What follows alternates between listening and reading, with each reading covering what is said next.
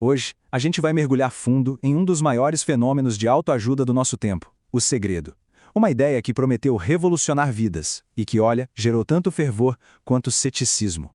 Bom, vamos começar por aqui. Em 2006, esse livro, da produtora de TV australiana Rhonda Byrne, simplesmente tomou o mundo de assalto. Ele veio junto com um documentário e apresentou uma filosofia bem poderosa para milhões e milhões de pessoas. E o impacto disso foi gigantesco. Para se ter uma ideia, O Segredo já vendeu mais de 30 milhões de cópias no mundo todo. Esse número, por si só, já coloca a obra num patamar de verdadeiro marco cultural. A história de como tudo começou é bem interessante. Depois que o pai dela faleceu, a Barney estava passando por uma fase bem difícil. Foi aí que a filha dela apareceu com um livro bem antigo, de um século atrás, chamado A Ciência de Ficar Rico. E foi ali, sabe, a sementinha de O Segredo foi plantada. Então, para a gente entender essa história toda, nossa análise de hoje vai ser assim. Primeiro, vamos ver como isso virou um fenômeno global. Depois, a gente decodifica a tal da lei da atração. Aí, vamos entender como colocar em prática, analisar as promessas e, claro, terminar com uma perspectiva mais crítica. Certo, vamos para a nossa primeira parte. O que fez o segredo explodir desse jeito, de uma forma tão avassaladora? Olha, a ascensão foi meteórica. Em questão de um ano, a autora foi de uma pessoa relativamente desconhecida para a lista das pessoas mais influentes do mundo. E essa influência continua até hoje, com uma franquia de livros já bem consolidada. Vamos agora para o coração de tudo isso, a filosofia que move o segredo. O ponto central é esse aqui, a lei da atração. A ideia é que a nossa mente funciona como um ímã. Aquilo que a gente pensa, a gente atrai. Parece simples, né? Mas, segundo a obra, as implicações disso são profundas. Para simplificar ainda mais, a ideia é que os nossos pensamentos não são só coisas que acontecem dentro da nossa cabeça. Eles seriam uma forma de energia, uma frequência que a gente emite para o universo. E o universo, por sua vez, responderia a essa energia, devolvendo mais do mesmo. Tá, mas como é que isso funciona na prática? A obra não fica só na teoria, não. Ela propõe um método. O processo é dividido em 3 passos que parecem simples. Primeiro, peça. Tem que ter clareza total do que se quer. Segundo, acredite. Essa é talvez a parte mais difícil. Cultivar uma fé inabalável, sabe? Viver como se o objetivo já fosse real. E por fim, receba, que é estar aberto e sentir a emoção de já ter conseguido.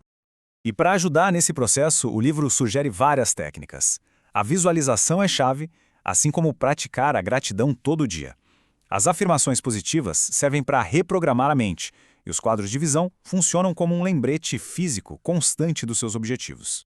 E o que se promete com tudo isso? Bom, segundo a obra, a transformação pode acontecer nas áreas mais importantes da nossa vida. Falando de riqueza, por exemplo, a história do Jack Canfield, um dos colaboradores do livro, é bem famosa. Ele conta que cresceu com uma mentalidade de escassez e decidiu mudar isso. Ele estabeleceu uma meta financeira bem ousada e começou a visualizar o sucesso, o que, segundo ele, o levou a alcançar o objetivo.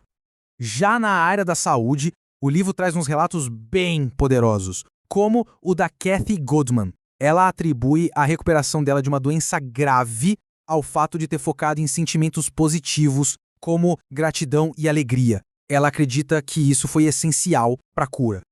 E nos relacionamentos, a lógica é a mesma. O livro ensina que, para atrair amor, é preciso primeiro cultivar o amor próprio.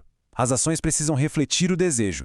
Por exemplo, arrumar um espaço no armário para um futuro parceiro. A ideia central é que o jeito que a gente se trata define como os outros vão nos tratar. Ok, até agora a gente viu as promessas. Mas o segredo também atraiu uma onda de críticas bem fortes. Vamos dar uma olhada nesses pontos agora. Aqui, o contraste fica bem claro. De um lado, a promessa de que é possível ter controle absoluto sobre a própria vida. Do outro, a crítica de que isso é uma simplificação perigosa. O principal argumento dos críticos é que focar só no poder do pensamento ignora barreiras reais, como desigualdade social, crises econômicas, e a consequência mais séria disso talvez seja a autoculpa. Se alguém não tem sucesso, a filosofia sugere que a falha está nos pensamentos da pessoa, e não em circunstâncias que, muitas vezes, estão fora do controle dela.